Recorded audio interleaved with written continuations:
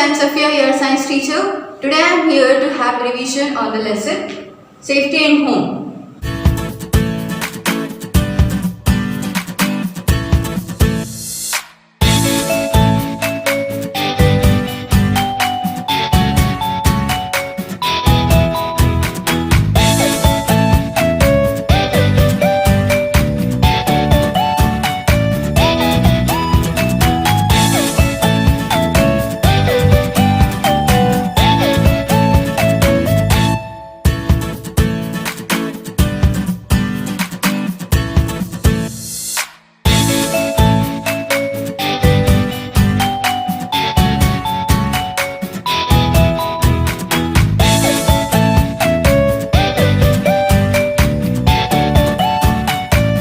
So we have discussed in this lesson how we should be at our home, what kind of safety measures we have to take when we are at certain places. Like first of all, we'll start with our home. Whenever we are at our home, what kind of safety measures we have to take, let us see here. First of all, when we have our siblings in the sense small kid, our brothers and sisters, either elders or youngers. If our siblings are there, then what kind of measures we have to take?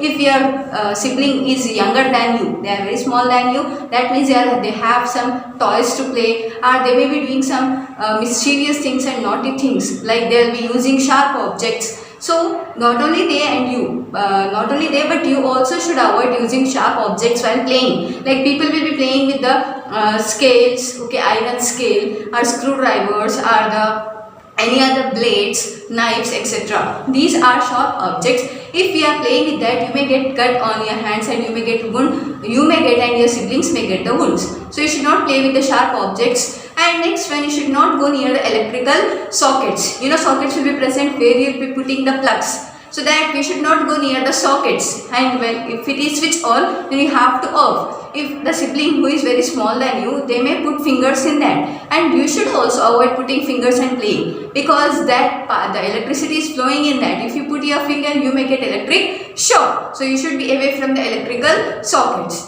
Not only that, electrical appliances are also harmful if you are playing with them, like iron box. If your parents are ironing the clothes, let them do, and they'll keep iron box at some place. But if you think it is funny thing or it is very easy to play with that, you are very wrong. You should not go near the iron box, because first of all it is very hot. If you touch, you may get burnt. Okay, the place where you are touching, it may get burnt because of the hotness. And because it is hot and all, you'll get burnt, and that wound will increase and increase. So you should not play with the iron box. And next one, you should not play with any iron articles like nails, okay, pins, because if you are putting those into your body, either it can be in your hands or if it is on your feet, or if you have unknowingly stepped on that, then what will happen? It may cause some infections, it may cause septic, and it may cause some infections in your body. So you should avoid playing with iron objects as well. And you should not jump and play when you are playing. You should not jump from the shelves and all onto the bed, and you should not play any kind of things which will harm you and your siblings, and it may make your parents worry. You should not make your parents worry, because it is a bad habit. As we are the good students, always you have to try to help your parents. How you can help? By not playing with the things which are harmful to you and to your siblings. After home, next safety measures are in the school. What kind of safety measures you have to take in the school? Like in the school, you are sitting in the class, right? You along with you, there are many friends who are sitting with you in the class. Your classmates are present, class fellows, bench fellows, everyone is present in the class. So usually what happens, no one will fight, but because of some issue or something, unknowingly people will start fighting. You'll fight with each other, and you may throw things on each other. That is also a bad habit, because if you are throwing the things like papers or the chalk pieces or something on each other, what happens? It will make the class untidy. Untidy means unclean, dirty, which will make the class look dirty, and as a result, you will take punishment. You will get punishment from your teachers. So, and not only that, you should not fight with your friends, because all our classmates, all our friends, you should cooperate with each other, and you have to follow some rules in the school. And you should not throw garbage here and there off in the lunch Okay, in the lunch after eating something, what usually students will do, they'll throw all the packets, wrappers near the benches itself. No, it is not a good habit. You have to throw it in the dustbin. You have to use the dustbin with lid, because if you are not using the dustbin with lid, what happens? Microorganisms will grow in that garbage. They will decompose the garbage. As the decomposition is taking place, smell will be liberated, and that smell will get foul smell, and as well as the germs may enter into the air or some other natural resources, and it may affect your health. So you should not use or should not throw garbage here and there. All should be thrown into the dustbin. Dustbin should be with lid. Okay, and you should not use any sharp objects in the class, like using iron scales and hitting each other. That you should not do. You should not do that, and you should not jump on the benches. Benches will be kept and jumping, running, playing in the class. That should not be done, because class is only for learning and for exploring, not for playing and doing mischievous things. And in the school itself, when you are going in the assembly, you should not kick your friends who are in front of you or who are back of you. You should not make the line look untidy. It should be very good, properly kept. You should maintain cleanliness everywhere, wherever you go. Either it can be your home, it can be your school, playground, or whatever it may be, because cleanliness will avoid many kind of health diseases. And if you are going in the laboratory, okay, science laboratory or any other laboratory, you have to follow some instructions, that you should not use the materials which teacher is not advising you to use. If teacher is not saying you to use certain chemical, you should not use it. Without informing to teacher, you should not do any kind of experiment that may be dangerous, because you don't know what chemicals, how they will react with each other. So you should not do any kind of these things in the laboratory. Always you have to take precautions when you are going. You have to use aprons, you have to use mask to cover your face when you are doing certain experiments in the laboratory. These are in the case of school. Next one is at playground. When you are in the playground, first of all, you should maintain the discipline. In discipline, in the sense, when you are playing in the kind of group, okay, groups should follow some discipline. You should not tease other group members, even though they are even though they lost their games, or if they are losing their game, even though you should not tease them. Okay, you should not push each other in the ground. That is also a bad habit. If you push, they may fall and they may get hurt. And then you have to play games properly with justicely. Okay, you should not do any injustice there while playing. You should play all your siblings, your friends, or whoever it may be. You have to play justicely, and you have to play fairly and properly without harming each other. Next one, safety on the road. When you are walking, right? So whenever you are crossing the road, you have to cross the road on zebra crossing. Lines will be given. From that lines only you have to cross the road.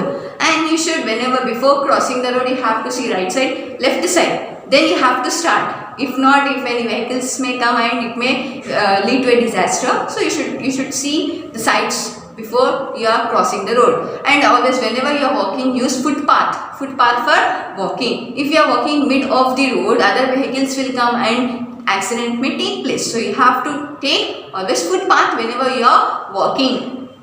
Pavements will be given. You have to walk on that pavements only. And you should not play cricket or any other game on the road. First of all, it may cause traffic jam, and when you are playing, your ball may hit some people who are traveling by any means of vehicles, and it is very bad habit to irritate others or to make others feel bad about you.